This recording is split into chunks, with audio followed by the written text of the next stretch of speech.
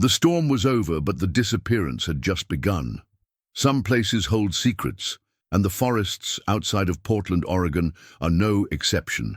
They are vast, ancient, and filled with a silence that can swallow a person whole. This is a story about a woman who loved the quiet solitude of those woods and the storm that seems to have stolen her from the face of the earth. In the fall of 1999, a tempest of historic proportions raged through the Pacific Northwest. It brought down trees, flooded rivers, and cut off entire towns. When the skies cleared, the world seemed a little different, a little quieter. And in that new, unsettling quiet, a question began to echo. Where was Sarah Jenkins? Sarah wasn't a thrill-seeker or a runaway. She was a librarian, a woman whose life was as structured and predictable as the Dewey Decimal System. But on the day of the storm, she decided to take an impromptu trip to her family's secluded cabin in the woods. She never arrived. Where are you watching this from? Think about the last time you felt truly safe, nestled inside while the world raged outside your window. Now imagine that sense of security being an illusion, a last moment of peace before a nightmare begins. That's the terrifying reality of what happened to Sarah Jenkins. She was an anchor in her community, a familiar face behind the counter at the local library, a woman known for her kindness and her love of classic literature. Her disappearance wasn't just a news story. It was a personal loss for a town that believed it knew all of its own. Your support helps us bring you more haunting mysteries you won't find anywhere else. So if you haven't yet, consider subscribing and hitting that like button. We've dedicated ourselves to unraveling these forgotten stories, the ones that linger in the shadows, and we can only do it with your help. The timeline is a twisted tangle of storm reports and eyewitness accounts. On the morning of October 12, 1999, Sarah called her mother to say she was leaving Portland and heading to the family cabin to wait out the storm. She said she had a couple of books to read and a thermos of hot cocoa. It was a simple, unassuming plan. She was driving a beat-up Ford sedan, a car she'd had since college. The drive to the cabin should have taken about an hour, but as the storm worsened, roads became impassable. Her family wasn't immediately concerned.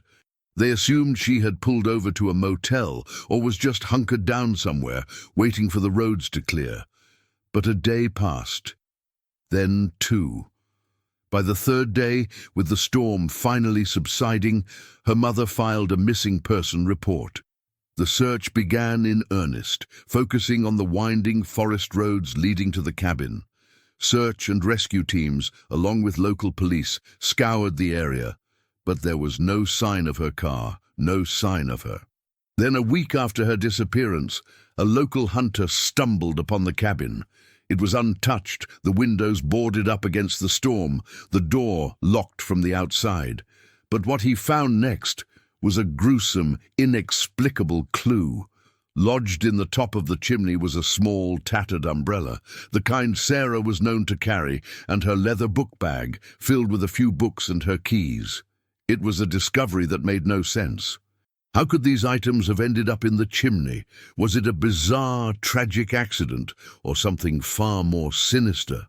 The cabin was untouched, the door still locked, a haunting riddle in the middle of a dense, unyielding forest. The mystery wasn't just about where she went, it was about how a simple trip turned into a twisted scene, leaving behind a clue that defied all logic.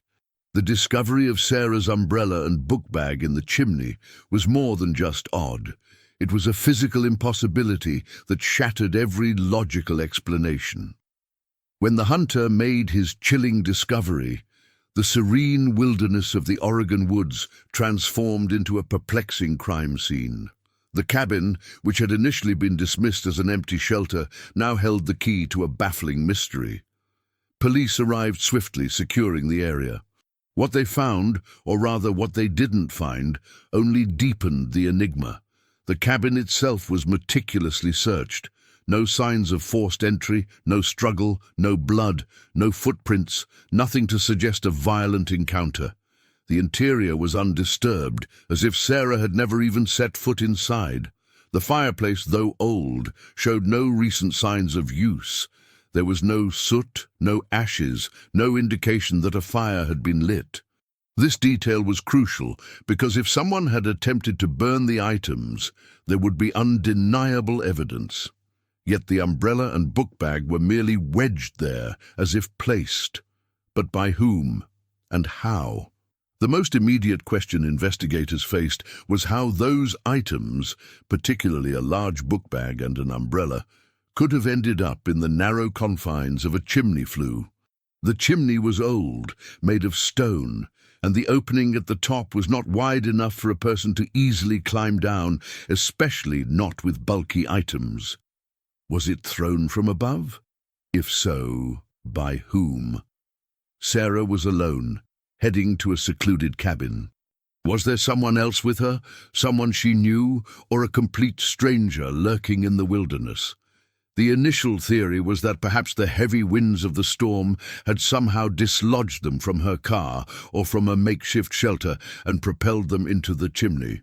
But this explanation strained credulity. The items were too heavy, too securely placed. They seemed deliberately positioned, not randomly tossed by the elements.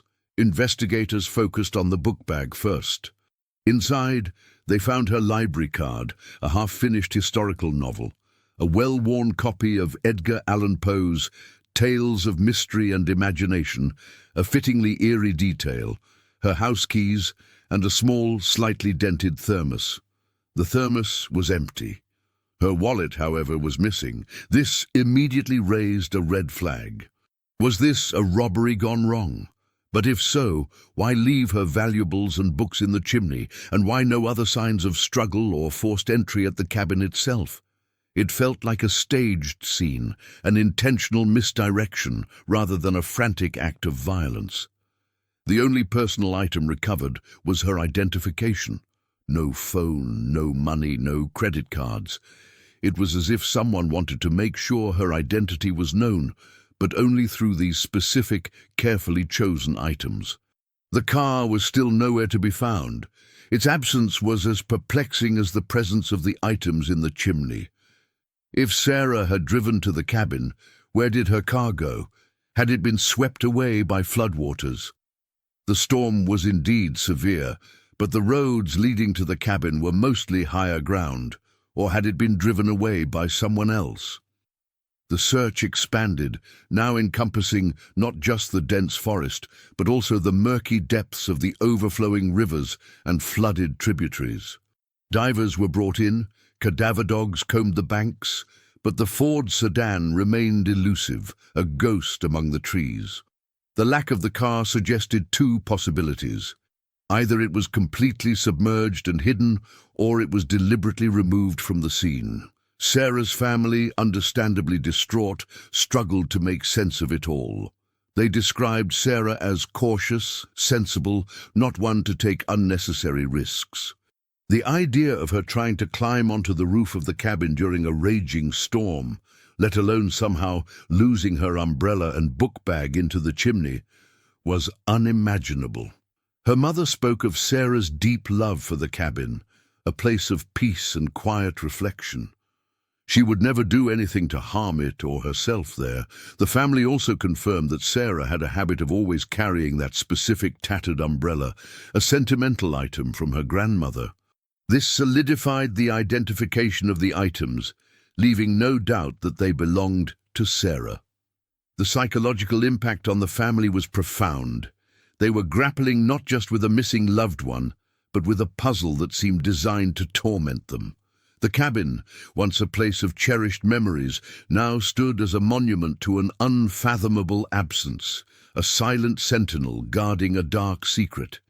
The police brought in forensic experts to examine the umbrella and book bag. They hoped for fingerprints, DNA, any trace evidence that could point to another person. The results were disheartening. The items had been exposed to the elements for over a week, battered by rain and wind. What little trace evidence might have been present was likely washed away. However, one detail did stand out: a faint, almost imperceptible smudge on the plastic handle of the umbrella. It wasn't a clear fingerprint, but it was enough to suggest that someone other than Sarah might have handled it. This subtle clue, almost lost to the ravages of the storm, breathed new life into the idea that Sarah hadn't just vanished. She had been taken and her belongings deliberately placed to mislead. The question shifted from what happened to who did this and why. The forest was no longer just a backdrop. It was a silent witness to a chilling, carefully orchestrated disappearance. A car is a ghost on wheels. It can disappear as easily as a person, leaving behind a trail of questions that lead nowhere. The search for Sarah Jenkins' Ford sedan became a desperate race against time and the unforgiving landscape. Local law enforcement, now joined by state police, expanded their search grid. The roads leading to the cabin, the flooded tributaries, the dense, impassable woods, every possible avenue was explored. But the car, a distinctive mid-90s sedan, remained frustratingly absent. Its disappearance was as unsettling as Sarah's own. Was it swept away by the storm, buried under a landslide of mud and trees, or was it deliberately hidden, a silent accomplice to a crime? The more they searched, the more the car seemed to embody the mystery of the case, a tangible object that had simply ceased to exist. This baffling situation led investigators to consider a more sinister possibility. The lack of a wrecked car meant there was no evidence of a traffic accident. The locked cabin and the peculiar placement of the items in the chimney ruled out a simple, tragic mishap. Everything was pointing to foul play. But who would want to harm a quiet, unassuming librarian, and why? Police began looking into Sarah's personal life, hoping to find a hidden enemy or a secret she might have been keeping. They interviewed her friends, family, and colleagues at the library. The picture they painted was consistent. Sarah was well-liked, a gentle soul with no known enemies. She was dedicated to her work and her small circle of loved ones. The only tension anyone could recall was a minor disagreement with a co-worker over a new library policy, a triviality that was quickly dismissed. The focus then shifted to the last person known to have spoken to her, her mother. The conversation had been brief and unremarkable. Sarah had said she was leaving for the cabin, a routine trip. Her mother said she sounded normal, happy even, to be getting away for a bit. There was nothing in her voice to suggest she was in any danger or distress. The only detail that gave investigators pause was the mention of the thermos. She had her thermos of hot cocoa, her mother recalled. This detail, seemingly insignificant, now took on a new layer of meaning. It suggested a plan for a cozy, peaceful time alone, not a perilous journey. The simple image of her and her thermos of cocoa on a dark, stormy day was in stark contrast to the grim reality that had unfolded. The psychological profile of the case was becoming more complex. The staged scene at the cabin, the locked door, the items in the chimney, the missing wallet seemed like the work of someone who wanted to send a message, or perhaps to mock the police. This wasn't a crime of passion or a random act of violence. It was calculated, deliberate, and chillingly cold. This shifted the investigation's focus from a search and rescue mission to a full-fledged homicide investigation, even without a body. The police revisited the discovery of the items in the chimney. They now considered that the umbrella and book bag might not have been thrown in from the outside, but rather dropped from within the cabin itself.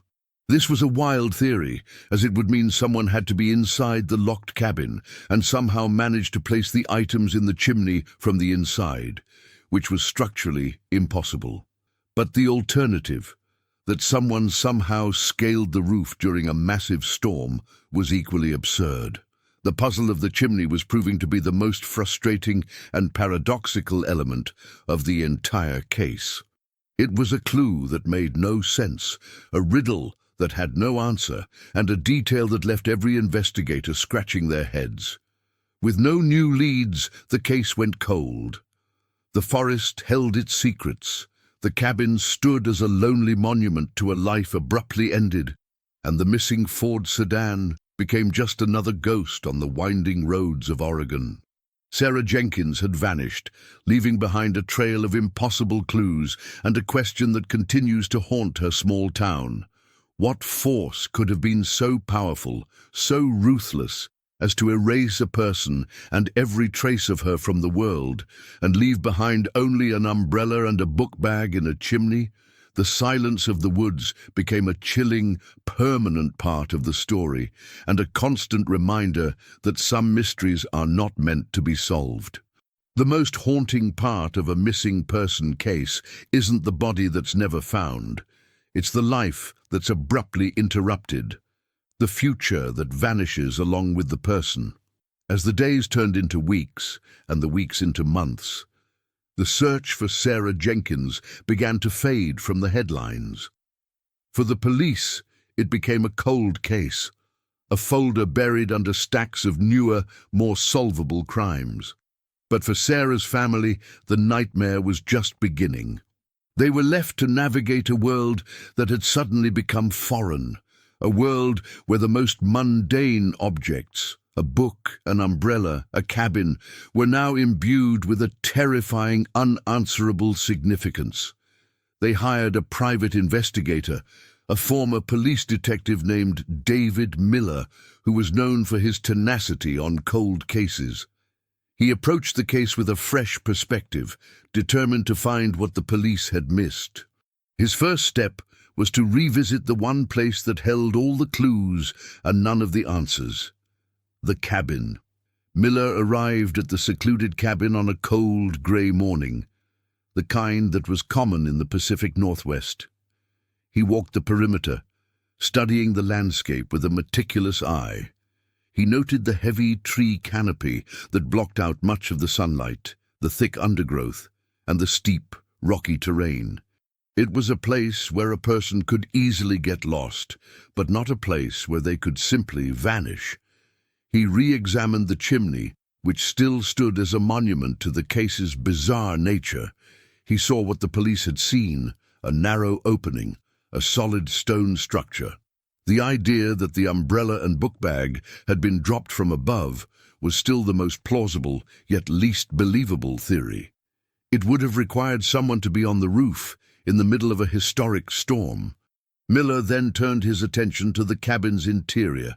He knew the police had found no signs of struggle, but he was looking for something more subtle, a personal detail, a misplaced item, a whisper of a life that had been there just before it was extinguished.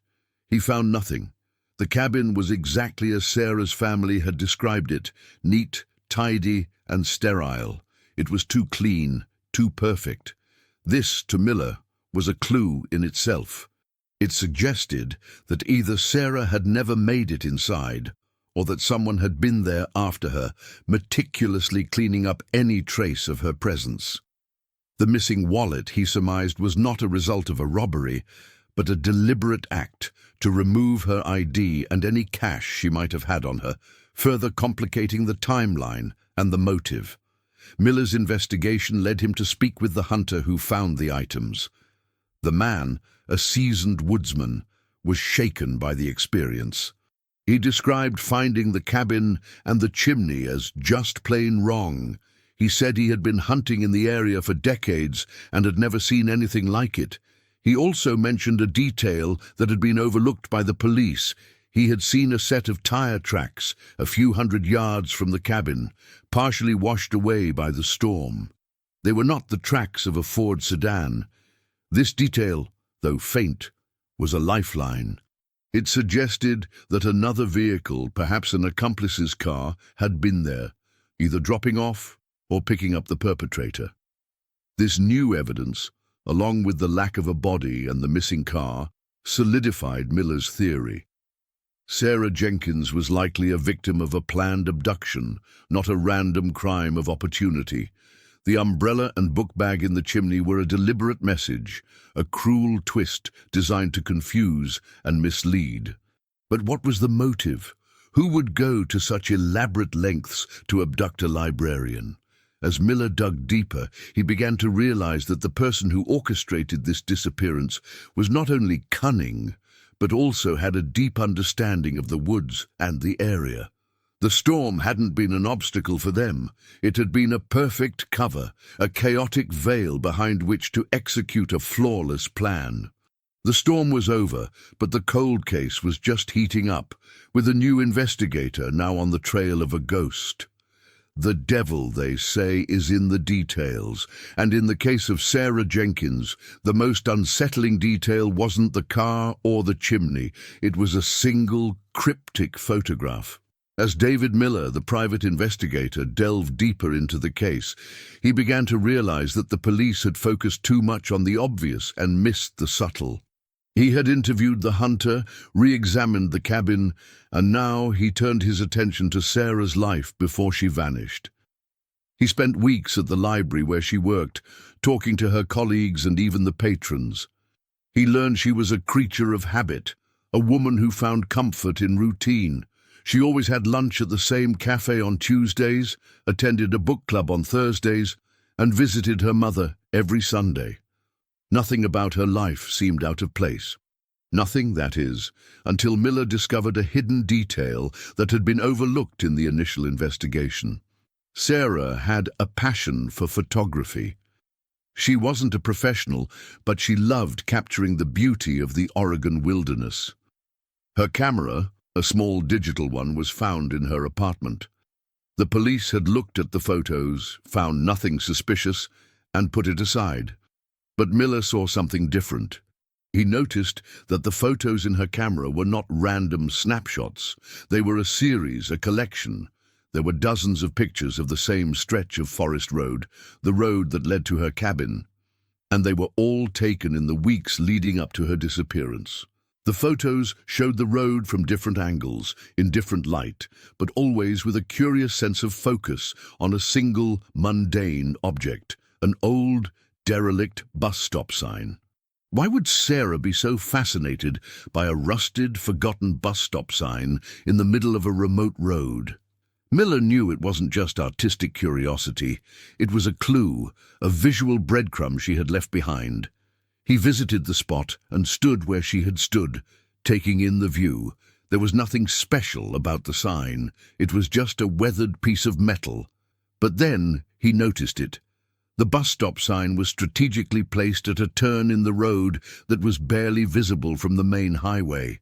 It was a blind spot, a perfect place to pull off without being seen. Had Sarah discovered something there? Had she been documenting a secret rendezvous, a drug deal, or something even more sinister? The more Miller looked at the photographs, the more he realized they weren't just snapshots. They were an SOS, a silent plea for help. In one of the final pictures, taken just a day before she vanished, the bus stop sign was partially obscured by a dark, nondescript sedan, the same model as the one the hunter had seen tire tracks for. The image was blurry, but it was clear enough to show a silhouette of a person standing next to the car, looking towards the woods. This was the missing link. Sarah had been observing something or someone, and she had been documenting it. She hadn't gone to the cabin to escape the storm. She had gone there to confront a secret. Miller felt a chill run down his spine. The storm hadn't been an accident. It had been a convenient cover. The person she was documenting had likely seen her, and they had known she was heading to the cabin. They had followed her, confronted her, and then, in the midst of the chaos, they had abducted her. The staged scene at the cabin was a final, twisted flourish, a way to throw off the police and make it look like a bizarre, unsolvable mystery. The killer was not a random psychopath. They were someone who was a part of Sarah's life, or at least a part of her recent secret life. The mystery of the missing librarian was no longer about a woman who vanished into thin air. It was about a woman who saw too much and paid the ultimate price for her curiosity. The photograph, a silent witness to a terrible crime, had finally spoken. The image was a ghost, a silhouette in a world of trees. But to David Miller, it was the first real face of the mystery. The question was no longer what happened, but who was responsible. The discovery of the photograph was a seismic shift in the investigation. David Miller, the private investigator, now had a tangible lead, a new path to follow. He had the image of a dark sedan and a shadowy figure. His first step was to try and enhance the photograph. He sent the digital file to a forensic image analyst, a retired expert who worked on cold cases. The analyst used specialized software to sharpen the image, lighten the shadows, and bring out any discernible details. The results were slow and painstaking, but they were worth it. The dark sedan was identified as a late model, black Honda Accord, a common car, but now they had a make and model. The figure, though still blurry, appeared to be a man, tall and broad-shouldered. He was standing with his back to the camera, but his posture suggested a sense of authority and purpose. Miller's next move was to trace the car. He went to the Oregon Department of Motor Vehicles and requested a list of all black Honda Accords registered in the state. The list was massive, but Miller was meticulous. He cross-referenced the registrations with Sarah's address and her network of friends and acquaintances. He was looking for any overlap, any connection, no matter how tenuous. He knew the person she was photographing had to be someone she knew, or at least someone she had a reason to be suspicious of. The list was a mountain of information, and he began the tedious process of climbing it, one name at a time. He learned that several of her colleagues at the library owned black Honda Accords, as did a few members of her book club. One name in particular stood out. The name was Mark Evans, a local police officer. He lived just a few miles from Sarah, and he owned a black Honda Accord. He was also a regular at the cafe where Sarah had lunch on Tuesdays. Miller learned that they had often exchanged polite greetings and small talk. It was a seemingly innocent connection, but it was enough to raise Miller's suspicion. Miller began to dig into Officer Evans's background. The police file on Evans was clean, a decorated officer with a good reputation, but Miller knew that a clean slate often hid the most dangerous secrets. He found that Evans had been on duty the night of the storm, but his patrol route was nowhere near the area of the cabin. His alibi was ironclad. Too ironclad, Miller thought. Miller decided to confront Evans, but he knew he had to be careful. He couldn't just accuse a police officer without evidence. He arranged a casual meeting at a local coffee shop, pretending to be a true crime enthusiast researching the case. Evans was cooperative, seemingly eager to help. He expressed sympathy for Sarah's family and said he hoped the case would one day be solved. He was charming, articulate, and seemed genuinely concerned. But Miller, with his years of experience, noticed something in Evans's eyes, a flicker of something unreadable, a coldness that was not present in his voice. It was a brief moment, but it was enough to confirm Miller's suspicion. Evans was not just a concerned officer, he was a person of interest. The photograph had not only identified a car, it had led Miller to a potential suspect, a man who, on the surface, seemed to be a guardian of the law, but who might be the very one who had broken it in the most brutal way. The investigation was no longer about a missing librarian. It was about a predator in plain sight. Sarah hadn't been an unfortunate accident. She had been a target. The storm wasn't a coincidence. It was a perfect accomplice. And the staged scene at the cabin wasn't just a puzzle. It was a taunt. The police had looked for a monster in the woods, but Miller was now convinced the monster was wearing a uniform. He had to be sure, and he had to be careful. He was now alone, a private citizen with a cold case, staring down a powerful adversary who was always one step ahead. A hunter's intuition is a strange thing. It can be dismissed as a gut feeling, but in the wilderness, it is often the difference between life and death. And in this case, it was the only thing standing between a cold case and a terrifying truth. David Miller knew he couldn't go to the police with his suspicions about Officer Mark Evans. He had no hard evidence, only a blurry photograph, a set of tire tracks, and a gut feeling. He was a private investigator, and Evans was a decorated police officer. Any move he made would be met with skepticism, and worse, it could alert Evans that he was being watched. Miller decided to go back to the source, the one person who had seen the tire tracks and who knew the woods better than anyone: the hunter. He found the man at his secluded cabin, a grizzled old-timer named Ben Carter. Ben was initially reluctant to talk, but Miller's sincerity and his genuine interest in the case eventually won him over. Ben led Miller back to the spot where he had seen the tire tracks. The storm had long since passed, but the ground, still soft from the rain, held the faint impressions of the treads. They were partially obscured by fallen leaves and mud. But Miller, with his camera and a special set of magnifying lenses, was able to capture a clear impression. He noticed something the police had missed. The tracks were not from an ordinary tire. They were from a specific brand of all-weather tires with a unique tread pattern.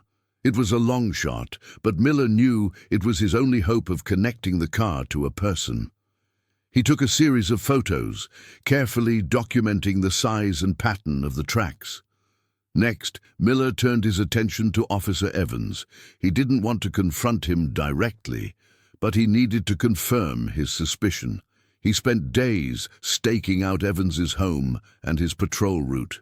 He watched as Evans came and went, always in his black Honda Accord. Miller needed to see the tires, to compare them to the pattern he had photographed. It was a high-risk gamble. One wrong move, and Evans would know he was being watched, and the investigation would be over. Miller waited for the perfect opportunity, a moment when Evans was distracted, a moment when he could get close enough to see the tires without being seen. The opportunity came one rainy afternoon. Evans had pulled over to the side of the road to assist a motorist with a flat tire. It was a simple act of kindness, but it was enough. Miller, pretending to be a lost tourist, pulled his car over a few hundred yards away. He feigned car trouble, opening his hood and pretending to fiddle with the engine. He kept a small, high-powered camera hidden in his hand, a camera with a long-range zoom lens. He waited until Evans had his back to him, his attention on the stranded motorist. Miller then quickly took a series of shots, focusing on the tires of the Honda Accord. He had to be quick, precise, and completely inconspicuous. Later, in the privacy of his office, Miller compared the photographs. The tires on Evans's Honda Accord had the same unique tread pattern as the tracks found near the cabin. The evidence was not a smoking gun, but it was a powerful piece of circumstantial evidence. Miller's intuition had been right. He now had a direct link between the police officer and the scene of Sarah's disappearance. He knew he was on the right track, but he also knew the danger he was in. He was now a private citizen with a secret that could destroy a man's life. And he had to be careful. He knew he couldn't trust anyone, not even the local police. He was now alone, a lone wolf in the wilderness, hunting a man who was supposed to be a guardian of the law. The case of Sarah Jenkins was no longer a mystery. It was a deadly game of cat and mouse, and David Miller was now a player. The most terrifying part of a chase isn't the distance between the hunter and the hunted. It's the moment the hunted realizes they are no longer alone in the dark. With the photographic evidence in hand, David Miller's investigation went from a search for answers to a high-stakes game of cat and mouse. He was no longer just an investigator. He was now a silent observer, a shadow trailing a man who was supposed to be on the side of justice. He knew he couldn't go to the police. Any attempt would likely be stonewalled, his evidence dismissed as circumstantial, and his career as a private investigator would be over. Worse, it would alert Evans, a man who was clearly intelligent and resourceful, and who would not hesitate to cover his tracks. Miller had to find a way to get more irrefutable evidence, something that would stand up in a court of law, something that would force the police to act. He decided to focus on Evans's life, looking for any cracks in his perfectly constructed facade. He spent days researching Evans's financial records, his personal history, and his relationships. He found nothing out of the ordinary. Evans was a model citizen, a pillar of the community, a decorated officer. He had no criminal record, no history of violence, and no known enemies. He was, on the surface, a perfect man. And that, to Miller, was the biggest red flag of all. No one is perfect. Everyone has a secret, a weakness, a chink in their armor. Miller just had to find it. He went back to the case file, looking for any connection, no matter how small, between Evans and Sarah Jenkins. He found none. They lived in different parts of town, they worked in different fields, and they had no mutual friends. The only connection was the cafe where they had both frequented. It was a flimsy link, but it was all Miller had. He decided to revisit the cafe, hoping to find a witness who could shed light on their interactions. He spoke with the baristas, the regulars, anyone who might have seen them together. Most people remembered seeing them, but their descriptions were always the same: a polite nod, a brief exchange of pleasantries. Nothing to suggest a deeper connection. Miller was at a dead end. He had a suspect and circumstantial evidence, but he had no motive and no direct link. He felt the frustration creeping in, the same frustration that had plagued the police for years. The case was a labyrinth, and every turn led to a new dead end. He decided to change his approach. He would no longer look for a connection, he would create one. He would bait Evans, a subtle psychological game to see how he would react. He would do something to make Evans nervous, to make him think he was being watched, to force him to make a mistake. Miller started by posting a series of anonymous online comments on local news articles about the Sarah Jenkins case. The comments were vague, but they hinted at a new lead, a new piece of evidence, something the police had missed. Miller never mentioned Evans by name, but he used specific details that only someone involved in the case would understand. He used phrases like the unique tire tracks and the figure in the photograph. He waited, watching for a reaction. Nothing. For a week he posted comments, each one a little more detailed, a little more provocative. Still nothing. He was about to give up when he received an anonymous email. The email was short and cryptic. It said, "Stop looking for ghosts in the dark. You won't like what you find." The email address was a burner account, untraceable, but Miller knew who it was from. It was from Evans. He had taken the bait. The game was on. Miller was no longer a shadow. He was a threat. And now the hunted was no longer just running. He was turning around to face the hunter. The game was no longer about solving a cold case. It was about survival. The game of cat and mouse had a new set of rules, and David Miller knew he had to play by them. He wasn't just investigating a cold case anymore. He was now the target of a man who was used to being in control. The cryptic email from Mark Evans was a declaration of war. It was a silent, chilling message that said, "I know you're watching me, and I'm watching you back." Miller felt a profound sense of isolation. He couldn't go to the police, and he was now in a direct confrontation with a potentially dangerous man. He had to be smarter, more patient, and more strategic. He decided to turn the tables, to use Evans's own tactics against him. He would stop posting anonymous comments. He would go completely silent. He wanted Evans to wonder if he had given up, if he had gotten scared, if he had disappeared. He wanted to create a vacuum, a sense of false security, and then, when Evans was at his most vulnerable, he would strike. Miller's silence was a powerful tool.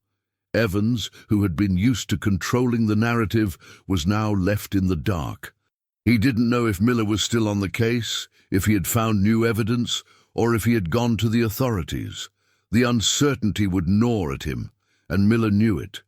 He used this time to dig deeper, to go beyond the obvious and look for the hidden cracks in Evans' life.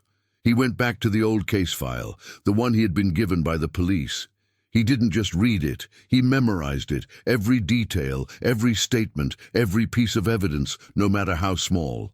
He was looking for something that didn't add up, a subtle contradiction that could expose a lie. He found it in the statement Evans had given to the police on the day of Sarah's disappearance.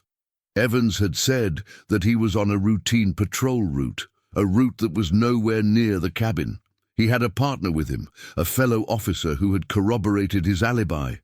But Miller noticed a small detail in the patrol log, a 15-minute gap in their route, a gap that was unaccounted for. It was dismissed by the police as a simple clerical error, but Miller knew better.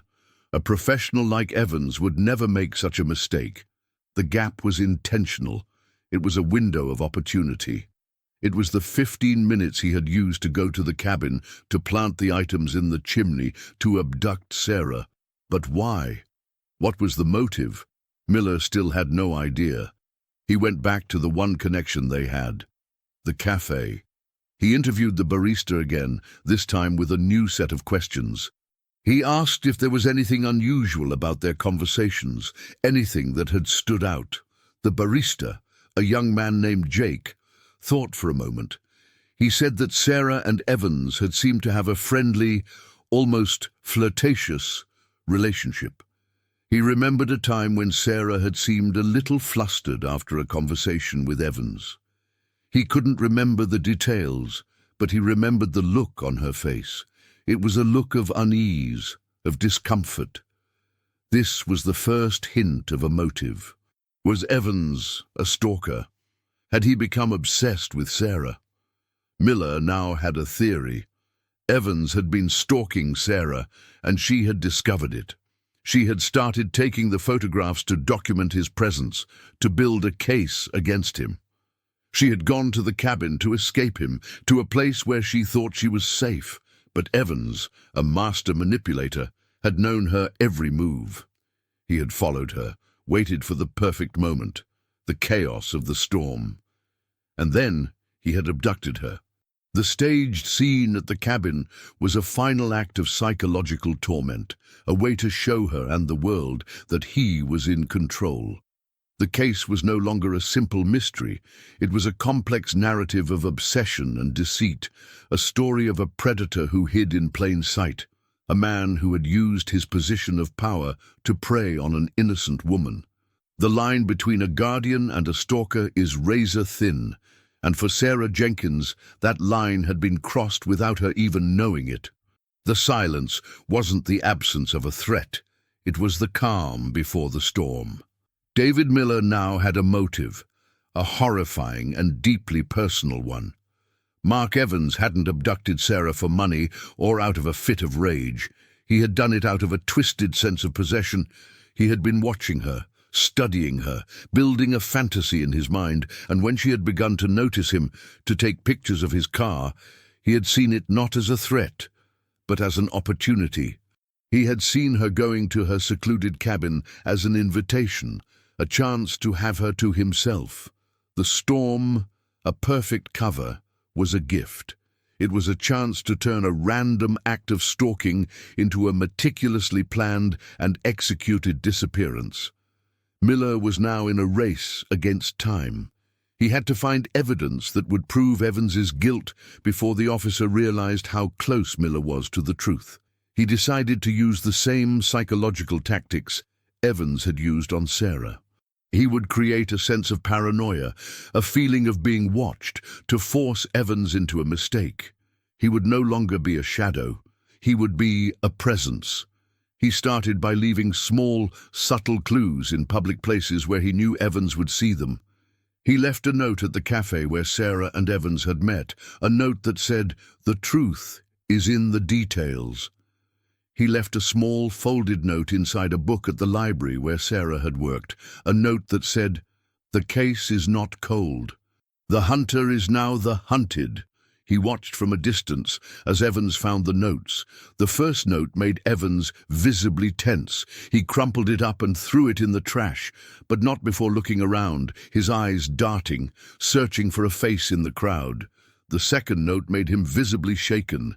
He took a long, deep breath and walked away, his shoulders hunched, his posture no longer that of a confident man, but of a man on the run. The game was working. Miller was getting inside his head, chipping away at his perfectly constructed facade. Miller knew he had to strike while the iron was hot. He needed to go a step further, to make Evans believe that Miller had found something big, something that would send him to prison for life. He decided to send Evans a single anonymous text message. The message would be short, powerful, and would contain a detail that only the killer would know. He decided to reference the chimney, the most bizarre and inexplicable part of the case. He chose the words carefully, a phrase that would trigger a memory and a deep, gnawing fear. The text message read, "The chimney knows your secret." He sent the text message and waited. He watched as Evans, who was on patrol, received the message. Evans pulled his car over to the side of the road, his hands visibly shaking. He reread the message, his face a mask of disbelief and fear.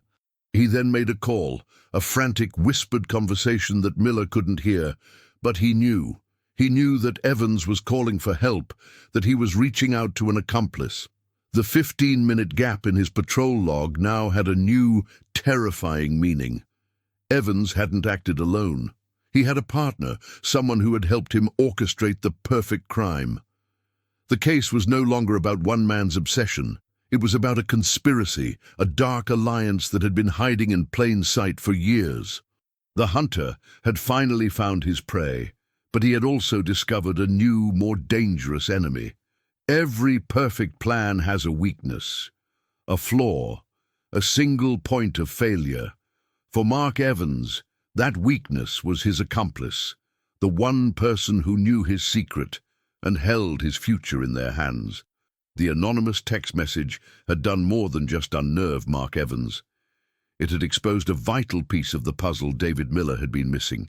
Evans hadn't acted alone. The chilling, almost theatrical nature of the crime, the perfectly locked cabin, the items in the chimney, suddenly made sense. It wasn't the work of one man, it was the work of two. Miller's focus immediately shifted from Evans to his accomplice. Who was this person? A friend, a family member, a fellow officer. Miller knew that finding this person was the key to solving the case. An accomplice, by their very nature, was a liability. They could be a weak link, a source of fear, or a potential witness. Miller went back to his research on Evans, this time with a new set of eyes. He looked for any close relationships, any strong bonds that could have led to a partnership in crime. He found that Evans was a loner, a man who kept to himself. He had no close friends on the force, no family in the area.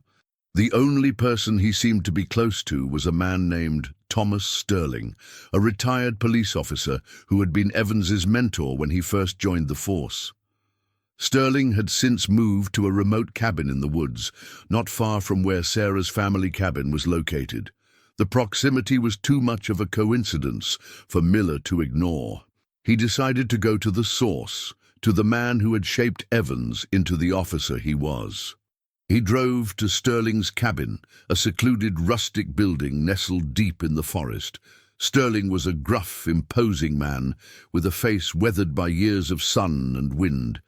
He was surprised to see a stranger on his property, but he listened patiently as Miller explained his purpose. Miller didn't mention Evans by name. He spoke in general terms about the Sarah Jenkins case, about the inconsistencies, the mystery, the feeling that something was being missed. Sterling, to Miller's surprise, seemed genuinely interested. He said he remembered the case and that it was a tragedy. He offered Miller a cup of coffee and invited him inside. As they spoke, Miller noticed small, subtle details in Sterling's cabin. There were books on the shelves, but they were all about police procedures, forensics, and the history of criminal investigations. There were photographs on the mantel, but they were all of Sterling in his police uniform, receiving commendations, shaking hands with dignitaries. This wasn't a man who had retired to a quiet life in the woods. This was a man who was obsessed with his past, a man who still lived and breathed the law. And then Miller saw it, a small black notebook lying on a side table. It was open, and Miller could see a series of dates and times written in a familiar, meticulous handwriting. It was a log, a detailed record of events. Miller pretended to be engrossed in the conversation, but his eyes were fixed on the notebook. He was a professional, and he knew he had to be subtle. He casually asked Sterling about his time on the force, about the cases he had worked on. Sterling, flattered by the attention, began to tell stories, and as he spoke, Miller was able to get a better look at the notebook. The dates and times were a match. They were the same dates and times of the online comments Miller had posted, the same dates and times of the text message. Sterling had been keeping a detailed record of Miller's every move. He wasn't just Evans's mentor, he was his lookout. He was the one who had been watching Miller, the one who had sent the cryptic email, the one who had warned Evans that the game was up. The old man wasn't just an accomplice, he was the mastermind. The case was no longer about a stalker, it was about a predator who had trained another predator, a dark teacher who had found a willing student. The hunt was now on, and Miller was no longer hunting one ghost, he was now hunting two. A partnership built on silence and deceit is a fragile thing. All it takes is a single, well-placed word to shatter it, to turn trust into suspicion and an accomplice into an enemy. David Miller now had a clear picture of the conspiracy. It wasn't just Mark Evans, a deranged stalker. It was Thomas Sterling, a twisted mentor, a man who had not only helped orchestrate the disappearance, but had been monitoring Miller's investigation from the shadows. The notebook in Sterling's cabin was a smoking gun, a detailed record of Miller's every move, his every online comment, and his every suspicion. It was a chilling testament to the depth of their deception. Miller knew he couldn't confront them directly. He had to sow the seeds of doubt, to turn one against the other. He knew that in a partnership built on secrecy, fear was a powerful weapon. Miller's plan was audacious and risky.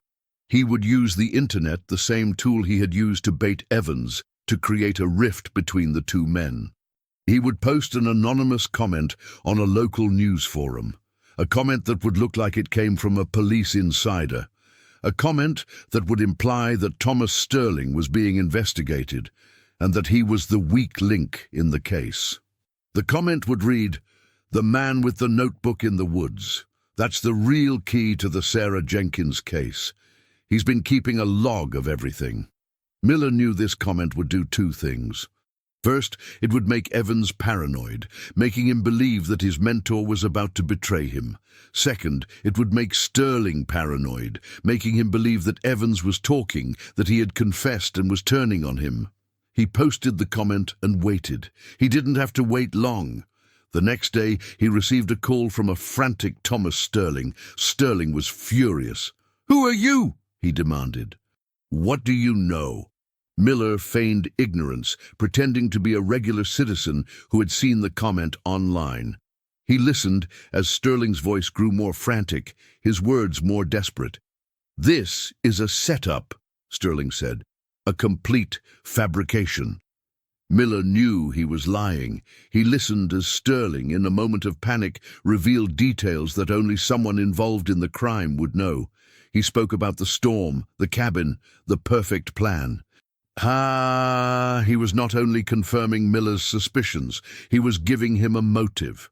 Sterling, the old retired officer, was a man who had dedicated his life to a broken system. He had grown disillusioned, resentful of the police force, and he had found a willing accomplice in Evans, a man who, like him, felt a sense of superiority, a sense that they were above the law. The motive was not just about obsession, it was about power, about proving that they could outsmart the system, that they could commit the perfect crime and get away with it. They were two men, one old and one young, who had found a twisted sense of purpose in their shared darkness. The conspiracy was no longer just about Sarah Jenkins. It was about a rebellion against authority, a dangerous game, played for the highest stakes. Miller then received another message, this one from a burner phone. It was from Mark Evans. The message was short, but its meaning was clear. It said, "He's watching you. Be careful." Miller knew what it meant. Evans was no longer protecting his mentor. He was warning Miller. He was turning on Sterling. The conspiracy was crumbling. The partners in crime were now enemies, each one afraid of what the other knew, each one looking for a way out. The perfect plan had a perfect flaw, and Miller had just exposed it. He had turned the predator against the predator, and now he just had to wait for the final act to unfold. The stage was set, the players were in place, and the final scene of the mystery was about to be revealed. Betrayal is a blade that cuts deeper than any lie, and in the dark world of a conspiracy, it can be the deadliest weapon of all. With the conspiracy crumbling, David Miller knew he had to act fast. Mark Evans and Thomas Sterling were now at each other's throats, each one convinced the other was a liability, a threat to their freedom.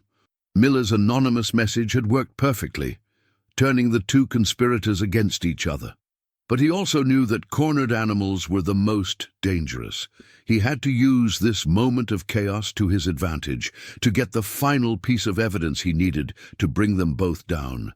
He decided to focus on Thomas Sterling, the mastermind, the one who held the key to the entire mystery. Miller knew that Sterling, being the more calculating of the two, would not go down without a fight. He would try to cover his tracks, to eliminate any and all evidence that could link him to Sarah's disappearance. Miller put a full-time surveillance on Sterling's cabin. He used a series of long-range cameras and microphones hidden in the dense forest to monitor Sterling's every move. He watched as Sterling became more and more paranoid. He was seen burning documents in a large fire pit behind his cabin, frantically digging through the ground and making a series of frantic, whispered phone calls. Miller knew that Evans was on the other end of those calls, that the two men were arguing, each one accusing the other of betrayal. It was a perfect storm, a moment of weakness that Miller had been waiting for. He also noticed something else, something that had been hidden in plain sight. Sterling had a large, powerful winch mounted on the back of his pickup truck, the kind of winch used to pull heavy logs out of the mud. Miller immediately remembered the car, the missing Ford sedan. He now had a new theory. Sterling, the old disgruntled police officer, had not just orchestrated the abduction, he had also been responsible for disposing of the car. He had used the winch to pull the car out of the mud, out of the floodwaters, and then he had disposed of it somewhere no one would ever think to look. Miller decided to revisit the area where the hunter had found the tire tracks. He had a hunch, a gut feeling that the car was not in the woods, not in the river. It was somewhere else. He spent days searching the area, looking for any sign of a new road, a new path, a new clue. And then he found it. A few hundred yards from the original site, hidden by a thick canopy of trees, he found a small, almost invisible path that led to a secluded, forgotten clearing. The clearing was overgrown, but Miller could see faint tire tracks, the tracks of a large pickup truck. He also noticed something else, a series of drag marks that led from the clearing to a large, deep hole in the ground. The hole was filled with water, but Miller could see something at the bottom, something that looked like the roof of a car. He had found it. The car. It wasn't in the river. It wasn't buried in the mud. It was in a secluded, man-made hole, a makeshift grave that had been dug to hide the last piece of evidence. The car was not just a missing object. It was a tomb, a silent witness to a terrible crime. Miller now had everything he needed, a motive, a conspiracy, and the final piece of the puzzle. He had the evidence to bring down two men who had used their positions of power to commit the perfect crime.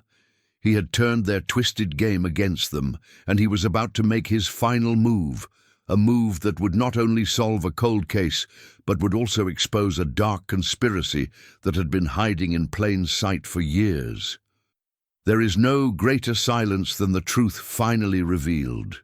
The car was a tomb, a metal coffin that held not a body, but the chilling story of a meticulously planned crime. The discovery of Sarah's Ford sedan, buried in a makeshift grave in the middle of the woods, was the final piece of evidence David Miller needed. He immediately called the local police, but he didn't tell them everything. He knew he couldn't trust them, not with a decorated officer like Mark Evans and a powerful former officer like Thomas Sterling involved. He simply told them he had found a missing vehicle related to the Sarah Jenkins case and gave them the location. He stayed hidden in the woods, watching from a distance as the police and a team of forensic experts arrived. He watched as they carefully excavated the car, a silent, solemn process. The vehicle was a grim sight, its once vibrant blue paint now caked in mud, its windows shattered, a testament to the brutal force used to put it there. The car was a treasure trove of evidence. The forensics team found traces of Sarah's blood on the steering wheel, along with traces of Evans's DNA, a chilling confirmation that he had been in the car with her. They also found a single, solitary fingerprint on the passenger side window, a fingerprint that didn't belong to Sarah. It was a partial print, but it was enough. The print was a match for Thomas Sterling. The car, a silent witness, had now spoken, and it had implicated both of them. It had not only solved the mystery of Sarah's disappearance, but had also exposed the depth of the conspiracy. The police, armed with this new evidence, had no choice but to act. They issued warrants for the arrests of both Mark Evans and Thomas Sterling. But Miller knew it wouldn't be that simple. He knew that the two men, now cornered and desperate, would not go down without a fight. He was right. Evans, who had been on patrol, heard the call on his police radio. He immediately went rogue, abandoning his post and driving at high speed to Sterling's cabin. He knew that Miller had been watching him, that he was the reason the car had been found. He was going to find Miller and eliminate him. But Miller was a step ahead. He had a plan, a final, dangerous gamble. He knew that the two men, in their desperation, would make a mistake, and he was going to be there to witness it. He drove to a secluded spot, a place where he knew he would be safe, and he waited. He had a small camera, and he was going to record everything. He knew that the truth, when it came out, would be a shock to the entire community, and he wanted to make sure there was no doubt. He watched as Evans's car arrived at Sterling's cabin. He watched as the two men argued, their voices filled with rage and betrayal. He watched as Evans accused Sterling of being the weak link, of being the one who had gotten them caught. And he watched as Sterling, in a fit of rage, pulled a gun and pointed it at Evans. The conspiracy, a partnership built on lies and deceit, was now ending in a final, brutal act of betrayal. The hunter was now the hunted, and the prey was now a ghost. The final act of this haunting mystery was about to be revealed, and David Miller was there to record it all. The final confrontation wasn't a roar of thunder, but a whisper of a dying trust, a last, desperate gasp of a conspiracy that had run its course. David Miller watched from the shadows as the scene unfolded at Thomas Sterling's cabin. He had been right. The partnership between Evans and Sterling had shattered under the pressure of his investigation. Evans, cornered and desperate, had driven to Sterling's cabin not for help, but for a confrontation. He was furious, blaming Sterling for the botched plan, for the evidence they had missed, for the fact that the car had been found. Sterling, in turn, was equally enraged. He saw Evans as a liability, a hot-headed young man who had gotten them both into this mess. The two men, once allies, were now enemies, their shared darkness turning against them. Miller watched as Sterling, in a moment of panic and rage, pulled a gun and pointed it at Evans. It was a moment of pure, unadulterated madness. The mentor was about to kill his student. The old man was about to eliminate the young man, all to protect a secret that was already out in the open. But before Sterling could pull the trigger, a voice boomed from the darkness. "Police! Drop your weapon!" A team of police officers, acting on an anonymous tip Miller had made just minutes before, had arrived on the scene. Sterling, startled by the sudden appearance of the police, hesitated. That moment of hesitation was all Evans needed. He lunged at Sterling, knocking the gun out of his hand. The two men wrestled on the ground, a desperate, brutal fight for survival. The police swarmed them, pulling them apart, cuffing them, and reading them their rights. The fight was over. The conspiracy was done. The two men who had thought they were untouchable were now on their knees, their faces covered in mud and blood. The camera Miller held in his hand had recorded it all. The final act of a long, haunting mystery was complete. Sarah Jenkins had not just vanished, she had been murdered, a victim of a twisted conspiracy of two men who had a god complex, a desire to prove they were smarter than everyone else. The arrests of Mark Evans and Thomas Sterling sent shockwaves through the community. A police officer and a retired police officer, two men who had sworn to protect and serve, were now being charged with abduction and murder. The news was met with a mix of disbelief, anger, and a profound sense of sadness. The community had lost a beloved librarian, and now they were grappling with the realization that the perpetrators had been hiding in plain sight the entire time. The case, which had haunted the town for years, was finally closed. But the questions remained. Why Sarah? Why had they chosen her? What was it about a quiet, unassuming librarian that had made her a target? The motive, according to the police, was a combination of obsession and a desire for power. Evans, the young, arrogant officer, had seen Sarah as a challenge, a woman who had dared to photograph him, to question his authority. Sterling, the old, disgruntled mentor, had seen her as a pawn in his game, a way to prove that he was still the best, still the smartest, still in control. They had used the chaos of the storm, the remoteness of the cabin, the trust of their community, all to commit the perfect crime. And for a long time, it had worked. But in the end, they had been undone not by a brilliant detective or a brave hero, but by a simple, undeniable truth. Some mysteries are like scars.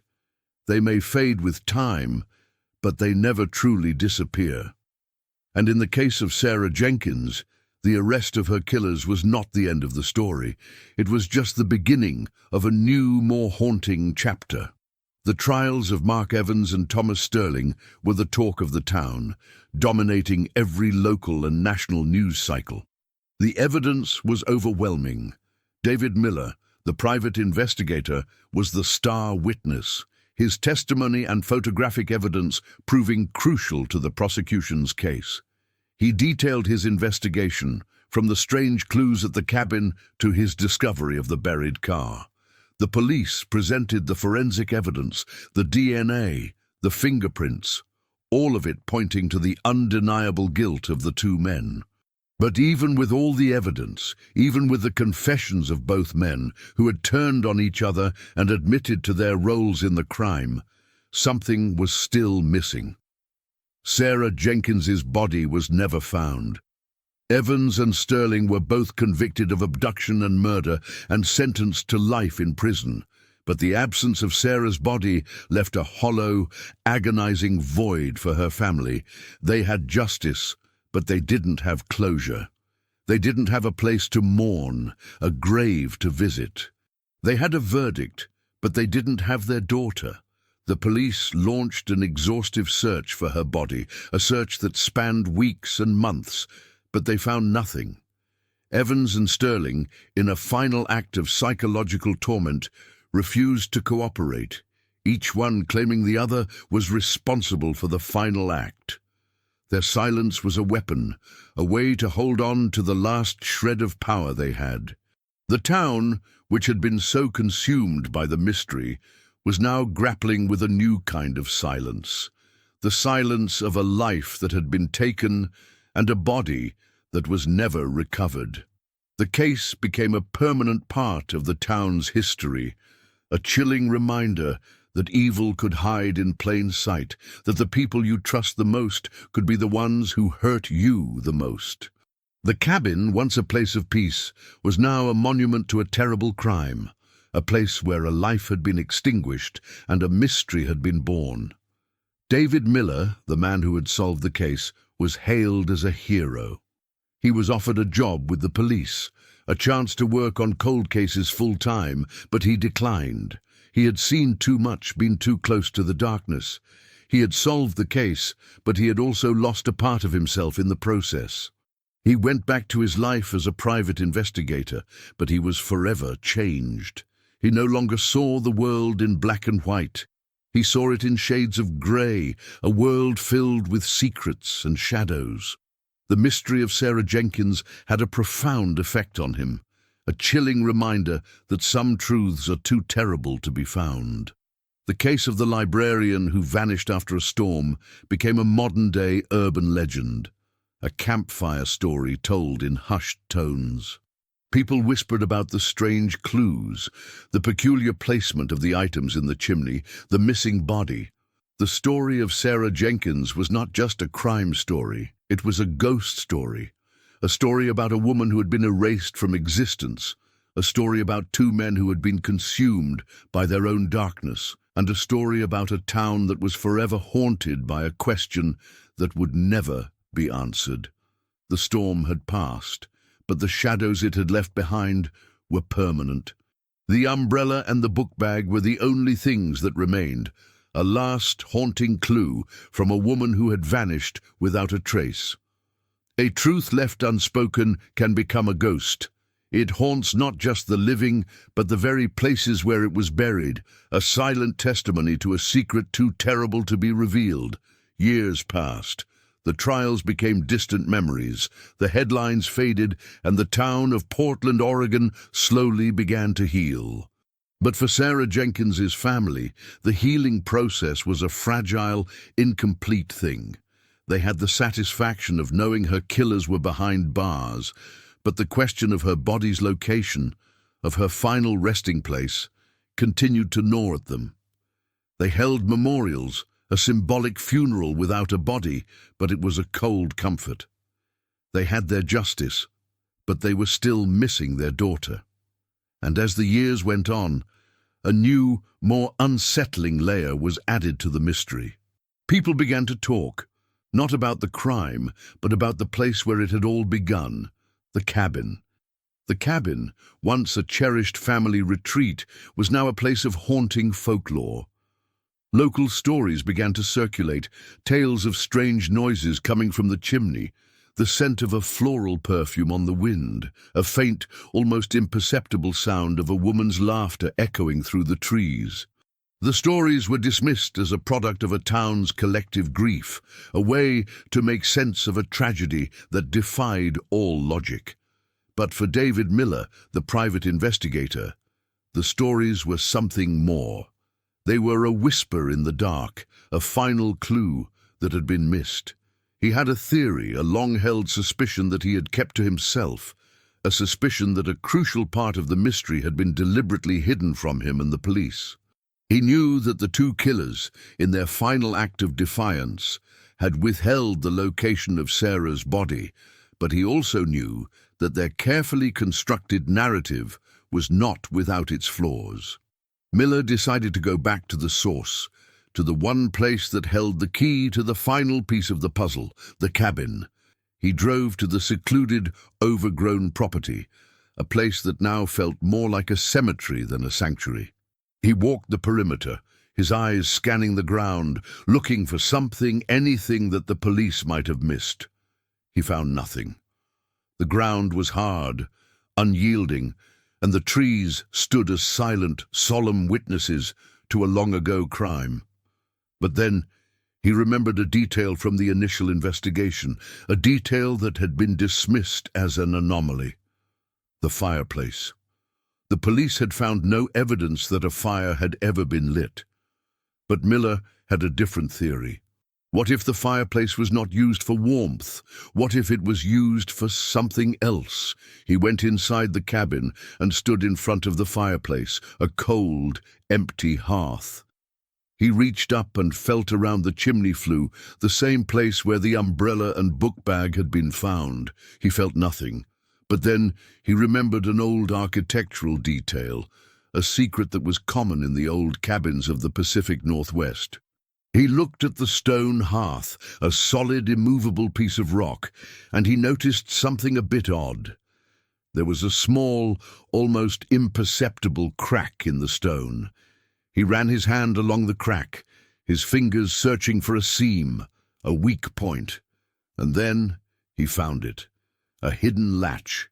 He pushed it, and with a soft click, the hearth slid to the side, revealing a small, dark, hidden space. He shined his flashlight into the space, his heart pounding in his chest. The space was small, a crawl space, but it was not empty. There was a faint scent, a lingering perfume. And then he saw it, a small, carefully wrapped package, tied with a simple black ribbon. It was a package that had been left there, deliberately placed, a final cryptic clue left by the killer. Miller knew what it was. It was a message, a final taunting act of defiance. The final chapter of the mystery of Sarah Jenkins was about to be revealed, not by a confession, but by a final, terrifying clue. The final secret of a buried life is often the one that brings the most haunting closure. It wasn't a body or a confession, but a final, silent message from a woman who had refused to be erased. David Miller's hands trembled slightly as he reached into the hidden compartment behind the fireplace. He pulled out the package, a small, meticulously wrapped box tied with a black ribbon.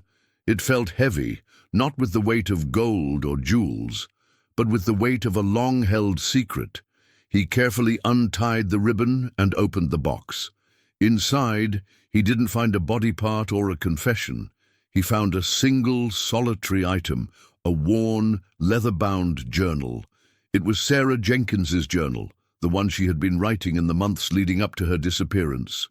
It was a diary of her life, her hopes, her dreams and her fears, but it was also something more. He sat down on the cold floor of the cabin and began to read. The journal was filled with her meticulous, elegant handwriting. She wrote about her love for books, her passion for the quiet solitude of the cabin, and her growing sense of unease.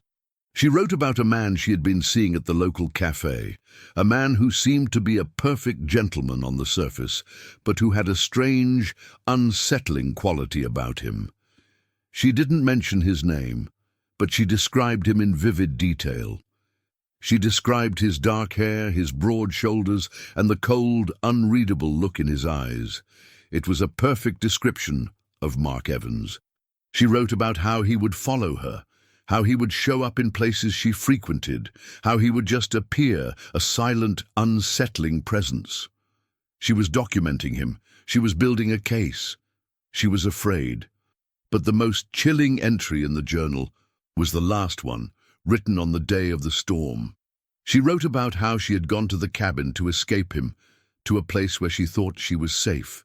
She wrote about the storm, the chaos, the feeling of being alone in a world that was closing in on her. And then she wrote about a final, unexpected visitor, a man who had shown up at her door, a man who had claimed to be a friend of her family's, a man who had offered her a ride, a man who had seemed like a guardian, but who was in fact a monster. The description was vague, but the context was clear. It was Thomas Sterling. He was the one who had used the storm as a cover, the one who had taken her from her sanctuary and handed her over to his apprentice, Mark Evans. The journal was a chilling, posthumous account of her final moments, a silent witness to a terrible crime. The journal not only solved the mystery of how she was taken, but it also held the final, most haunting secret of the entire case. On the last page, she had written a single, cryptic sentence: "The only place you can truly disappear is in plain sight." Miller knew what it meant. She had been a librarian, a woman who had spent her life in a world of words, and she had used her last words to leave a final clue.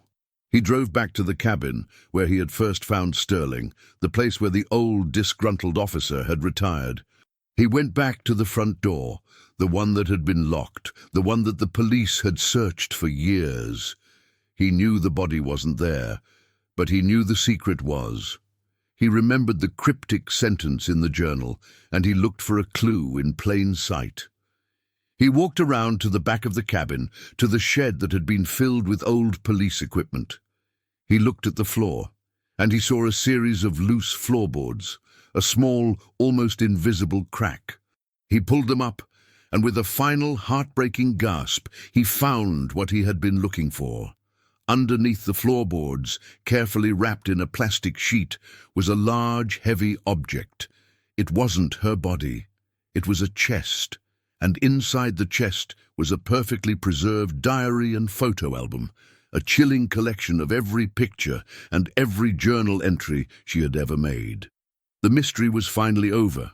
The body was never found, but her story, her life, had been preserved, a final act of defiance against a world that had tried to erase her. The librarian, who had loved stories more than anything, had become a part of a story, a haunting, terrifying mystery that would live on for generations to come. Her final message was a whisper in the wind, a ghost that would forever haunt the silent woods of Oregon, a testament to a life that had been taken, but a story that would never die.